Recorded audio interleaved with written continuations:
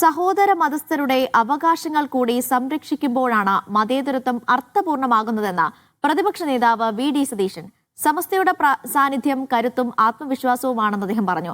ഖത്തറിൽ സമസ്ത ശതാബ്ദി പ്രചാരണ സമ്മേളനത്തിൽ സംസാരിക്കുകയായിരുന്നു അദ്ദേഹം. എനിക്കിഷ്ടമുള്ള മതത്തിൽ വിശ്വസിക്കാനുള്ള അവകാശം എനിക്കുണ്ട്.